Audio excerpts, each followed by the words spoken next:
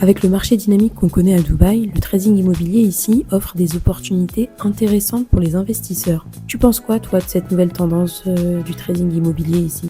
Ok, c'est un très bon sujet, parce qu'effectivement, c'est une tendance en ce moment, on parle beaucoup de ça. On l'appelle aussi le flip. Donc c'est quoi? C'est simplement un client dont son objectif, son besoin, c'est de faire de l'achat-revente, plus ou moins rapidement, et de gagner une belle plus-value. D'accord? Super important d'en parler parce que ça devient très tendance, mais j'ai envie de dire ça peut être intéressant, mais attention, attention, attention, c'est intéressant. Il ne faut pas le faire n'importe comment et avec n'importe qui. D'accord? On a aujourd'hui beaucoup de personnes qui disent qu'ils ont doublé la valeur de leurs biens, triplé, etc. Oui, parfois il faut être très transparent aussi. Si la personne a acheté pendant le Covid, quand les prix étaient très bas et qu'on compare aujourd'hui, ça va être facile de dire qu'on a doublé ou triplé la valeur d'un bien. D'accord?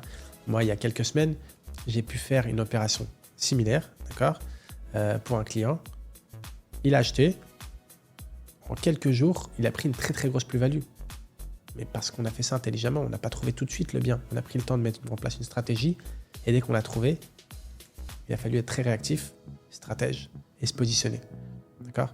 Et là, il a pu prendre une très belle plus-value en un très court terme. En tout cas, son bien s'est bien valorisé. Et comment? Parce qu'en fait, quand on se lance dans ce type de projet-là, il faut viser la localisation, il faut viser le bon promoteur, acheter au meilleur prix.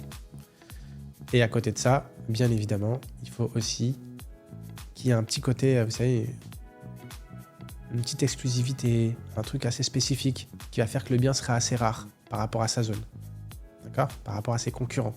Ce qui fait que ce qui est rare est précieux, donc est plus valorisé et plus demandé. Et justement, les personnes qui veulent faire de l'achat-revente, elles sont très friandes de ce type d'investissement. Il faut juste être là au début. Il faut anticiper ça, c'est mon job. C'est flairer les bonnes affaires avant même qu'elles sortent. Il faut savoir déjà que de la plus-value, on en fait globalement dans tout type de bien qui est en construction, off-plan. Pourquoi? Parce que vous achetez au début, il n'y a rien qui est construit, le bien est livré, forcément il a pris de la valeur. Donc on fait déjà de la plus-value.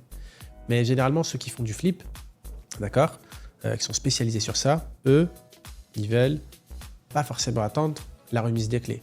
Donc, parfois, nos clients, on leur dit si vous voulez maximiser la plus-value, attendez la remise des clés. C'est le mieux. D'accord? Là, on a un minimum d'assurance. Ceux qui font du flip, généralement, eux, ils vont cibler des projets assez spécifiques.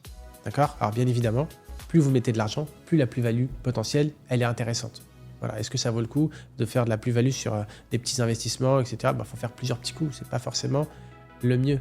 En tout cas, eux, c'est pas ce qu'ils veulent faire. La plupart des gens qui sont spécialisés là-dessus, qui veulent faire que du flip, quand on travaille ensemble, on va cibler des biens particuliers, on va cibler des projets particuliers ou des types d'investissements particuliers. Par exemple, ils vont acheter plusieurs unités d'un coup sur un projet qui va se vendre très rapidement.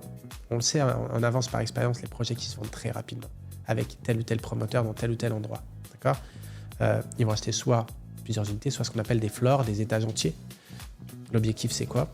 C'est qu'ils achètent en pré-lancement, avant même que le lancement officiel soit fait. Donc, on a la possibilité d'avoir des prix de pré-lancement, donc déjà plus intéressant.